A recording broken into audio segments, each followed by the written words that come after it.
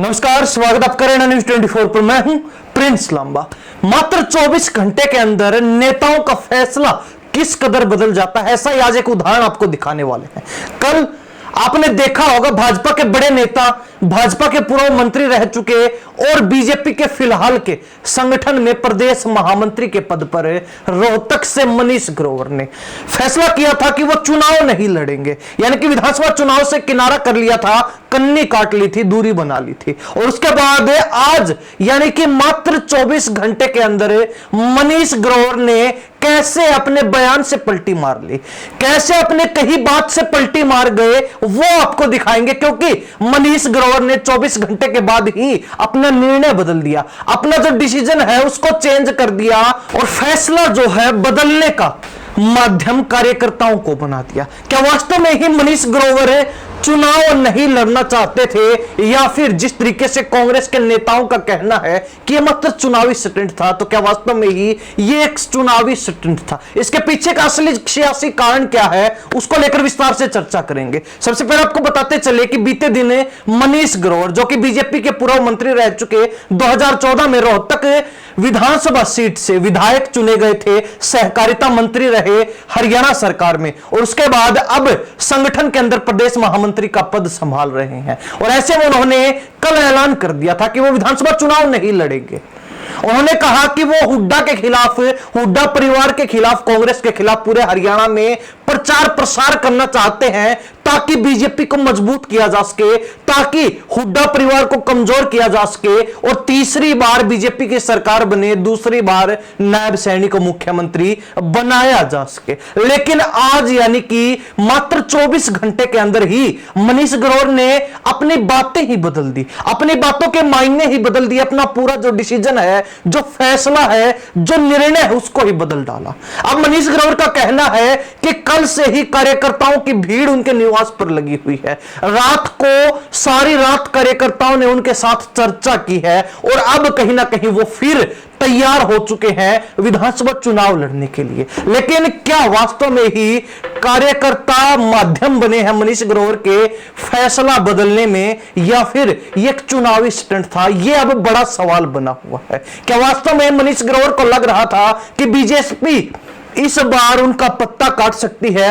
क्या वास्तव में मनीष ग्रोवर को यह डर सता रहा था कि वो इस बार रोहतक के विधानसभा सीट से चुनाव नहीं जीत सकते? इस बार कहीं ना कहीं करारी हार का सामना उनको फिर करना पड़ सकता है, या फिर कुछ और कारण है? इसको लेकर अगर चर्चा की जाए तो आपको बता दें कि 2014 में जब मनीष ग्रोवर ने जीत दर्ज की, तो उसके बाद से जितने भी चुनाव हुए हैं, चाहे वो केंद्र सरकार के हो या फिर विधानसभा में प्रदेश सरकार के ही क्यों ना हो, हर चुनाव के अंदर बीजेपी रोहतक में मात खाती आई है, यानी कि हार का सामना करना पड़ा है। चाहे 2019 के लोकसभा और विधानसभा चुनाव की बात हो या फिर 2024 के लोकसभा चुनाव की बात हो, लगातार भाजपा रोहतक विधानसभा सीट से हार का सामना करती आ रही है। तो ऐसे में कहा जा सकता है कि मनीष ग्रोवर को शायद ही इस बार भी अपनी हार का डर सता रहा हो, और कहीं ना कहीं हार का लगातार मोहरा ना बने, इसके लिए मनीष ग्रोवर ने चुनाव लड़ने से दूरी बना ली हो, चुनाव लड़ने से इनकार कर दिया हो। तो एक कारण यह भी हो सकता है कि जिस तरीके से भाजपा फिलहाल भीतरघात करने वालों की छटनी कर रही है, हाल ही में कई जिला अध्यक्षों को भाजपा ने पद से हटा दिया, तो ऐसे में कहीं ना कहीं मनीष ग्रोवर को यह डर सता रहा हो कि जिस तरीके से उनके ऊपर भीतरघात के आरोप लगे, चुनाव में कहीं ना कहीं मदद ना करने के आरोप लगे, धोखा देने के आरोप लगे, तो कहीं ना कहीं भाजपा उनको टिकट ना दे, बीजेपी उनको साइडलाइन कर दे, नजरअंदाज करते, तो यह भी एक कारण माना जा रहा है। लेकिन वही एक बड़ा कारण यह भी कहा जा रहा है कि फिलहाल नायब सिंह सैनी, जो हरियाणा प्रदेश में मुख्यमंत्री रहते हुए खुलकर बैटिंग करते हुए नजर आ रहे हैं, तो ऐसे में कहीं ना कहीं मनीष ग्रोवर, जिनको खट्टर का सेनापति बोला जाता रहा है, तो ऐसे में कहीं ना कहीं मनोहर लाल खट्टर का शायद ही कोई इशारा हो, और उसी इशारे के अनुसार मनीष ग्रोवर अपने पैतरे, अपने दाव पेच लगाते हुए नजर आ रहे हो। लेकिन कहीं ना कहीं कारण कुछ भी हो, मनीष ग्रोवर 24 घंटे के अंदर अपना फैसला बदल लेते हैं, और उसके बाद अब कहीं ना कहीं सवालों के घेरे में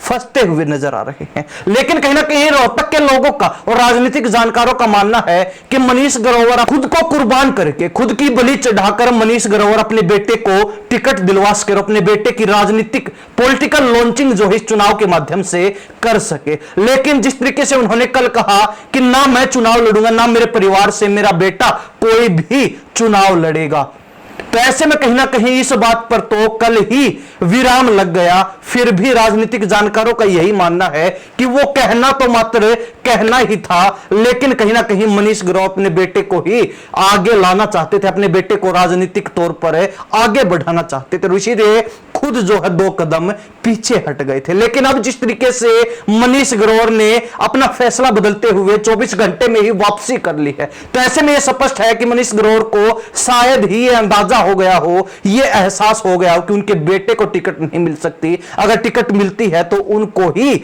मिल सकती है, तो कहीं ना कहीं इस मौके को गंवाना नहीं चाहिए। यह भी हो सकता है, बात कुछ भी हो, लेकिन कहीं ना कहीं यह कहा जा सकता है कि खट्टर के सेनापति की एक बार फिर चुनावी पारी के लिए वापसी हो चुकी है। अब कार्यकर्ता सिर्फ बहाना हो या फिर कार्यकर्ता वास्तव में ही माध्यम बने हो, कुछ भी हो सकता है कहने को, लेकिन कहीं ना कहीं हार जीत होगी, टिकट मिलेगी नहीं मिलेगी, ये सवालों के जवाब भविष्य के गर्भ में छिपे हैं।